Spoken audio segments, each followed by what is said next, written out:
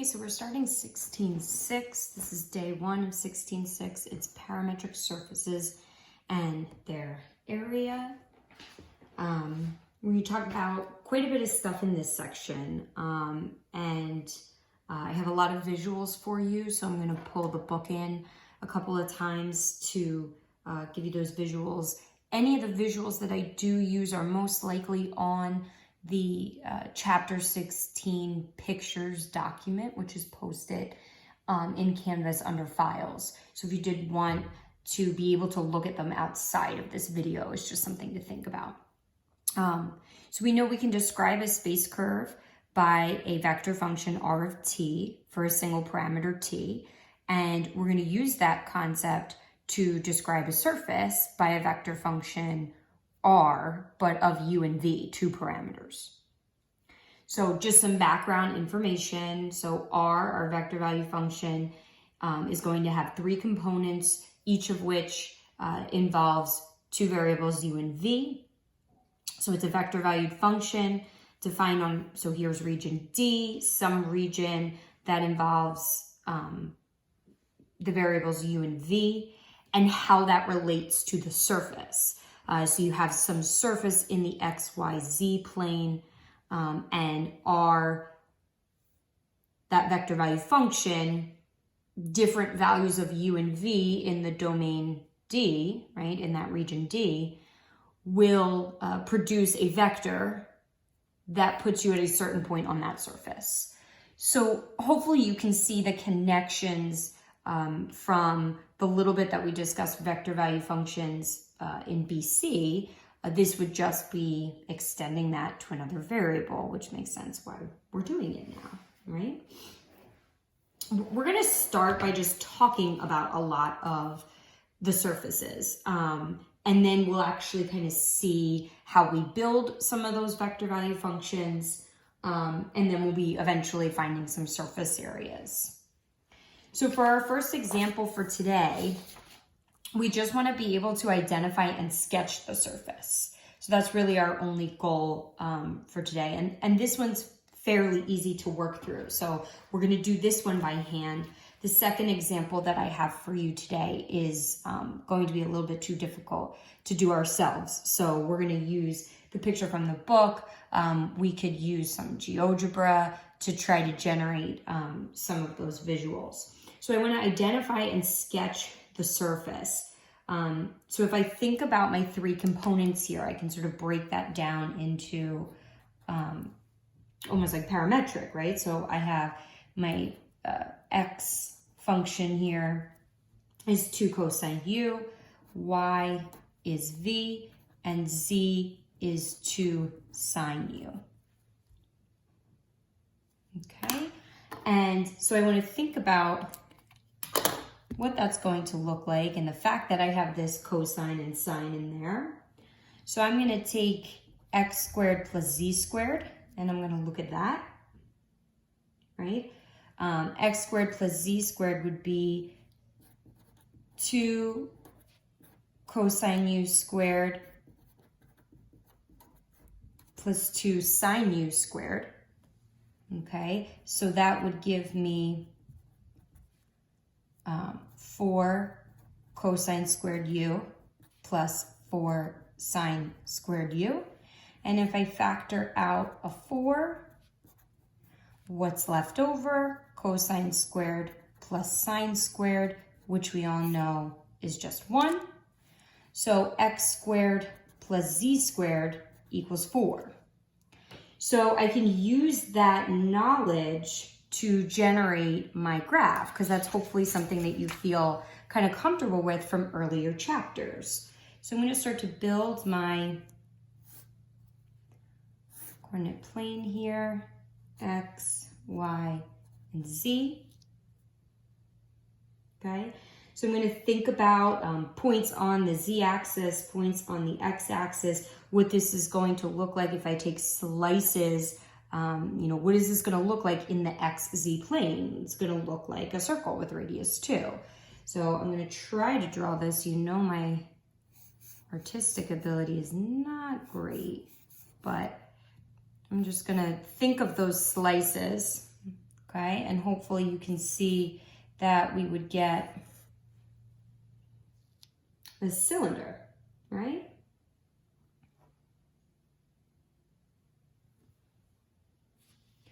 And then we can do some interesting things with that. So the book kind of goes off on a tangent, no pun intended. And it says, you know, there were no restrictions on our variables u and v in this first example. What if, just as, you know, a side note, as a second example, what if I wanted to put restrictions on u and v? I want to restrict u and v. So I want to make, you know, u is between pi over 2, 0 and pi over 2, and v is between 0 and 3. What would that look like? How would that change my graph? Right, so if you think about putting those restrictions, x and z are going to have to be positive or bigger, equal to 0 or bigger than 0, right? Y is going to be between 0 and 3 because y was just v. So if you think about what that looks like, you basically get just like a piece of this curve. So instead of me trying to draw it, I'll just show you the picture, right? So this is without any restrictions. This is if you went ahead and restricted u and v.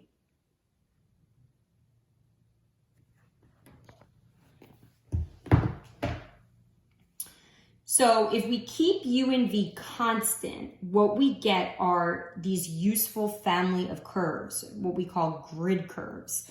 And that was, I'm not sure if you saw that in the bottom pictures there, but that's what these two pictures are showing us at the bottom here, okay?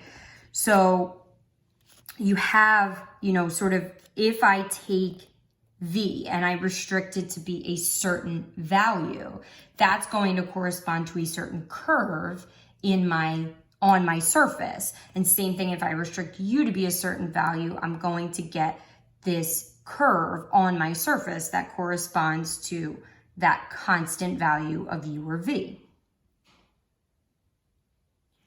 So we're going to think about that as we look at our next example. Our next example is too difficult for us to actually draw by hand. So we're definitely not going to do that. But if we used a computer to graph, okay, and then we think about the grid curves. So that's one of the things we're going to do. So you have your vector value function, and here's your curve. This is what the surface looks like. And so you can see sort of these grid curves that are outlined for you, right? So it's kind of just like, well, I have this spiral tube, right? And if you look, it kind of shows you like these are the grid curves that you get when v is constant, and these are the grid curves that you get when u is constant. And it sort of walks you through that logic. So I'm going to do that with you, and then I'll show you the picture again, just so you can kind of understand that a little bit better. So it kind of takes like two scenarios here. So let me first just outline my three functions, right? So I have my x, y,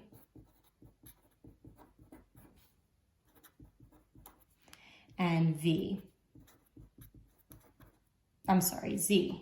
Excuse me. Thinking ahead to that v. So if I think about making v constant, so this is what I did. I wanted to kind of think about what that would mean in terms of my three equations, right? So if v is just some constant, then if I think about what x is going to look like here, this number in front, this value in front is just going to be a number if v is set equal to some value, some constant value. So x is just going to be some value and then cosine u. Notice I have the same thing in the front there for both x and y. So my y is going to be that same value. Whatever I plugged in for v is going to give me that same value in front of either cosine u or sine u in this case. And when I think about making v a constant in terms of my function z here, right? I'm still going to have a u plus cosine of some number is just going to be some number. I don't want to use an a because this is going to be different depending on, right? That same value of v is going to produce something different for 2 plus sine v and cosine v. So I'm just going to use a new letter. I'm going to use b. So I'm going to think about what those three things together, right, where u is my only variable now, what would that look like? What is that going to produce in terms of my knowledge so far, right? This is going to produce some spiral curves. And so if I think about what that looks like in terms of holding v constant, you can see from the picture the v constant, so that's, I'm going to try to just like follow it along with my finger, right, are those pieces that sort of follow up through the spiral. So I myself get a spiral. It's just those individual ones instead of a spiral tube, right? It's like there's no thickness to the spiral, to the curve.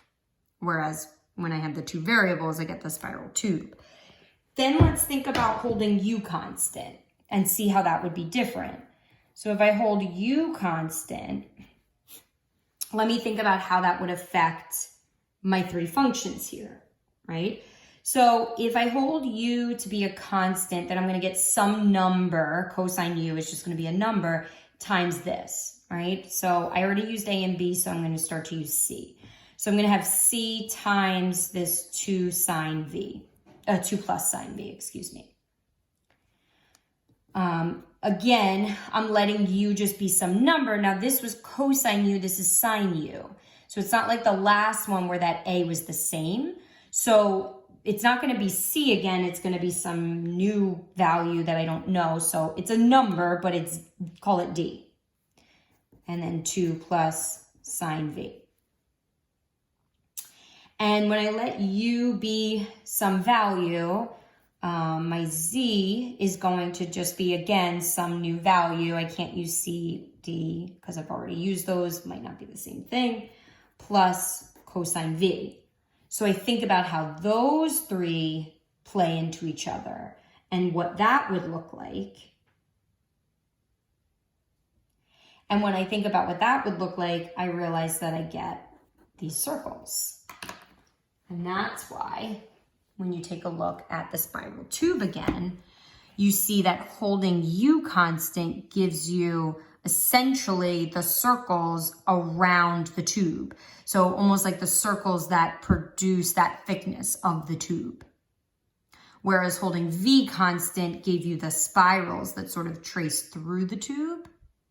Holding u constant gives you those circles that essentially produce the width of the tube. Okay, and that's all we'll do for day 1.